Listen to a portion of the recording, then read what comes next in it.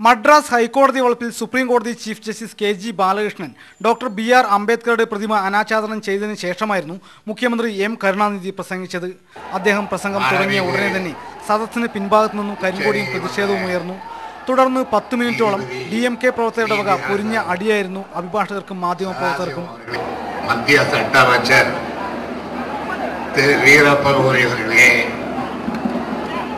சென்னை உயர்நீதிமன்றத்தில்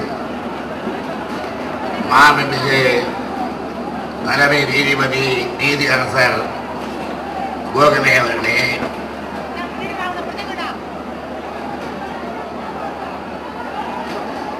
സംഘർഷരംഗം പകർത്താനെത്തിയ NDTVയുടേതടക്കം ഒട്ടേറെ ക്യാമറകൾ തകർന്നു.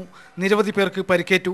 വേദിക്ക് പുറത്ത് സംഘർഷം നടക്കുമ്പോഴും മുഖ്യമന്ത്രി പ്രസംഗം തുടരുകയായിരുന്നു. പോലീസാകട്ടെ അതൊന്നും കണ്ടതായും ഭാവിച്ചില്ല.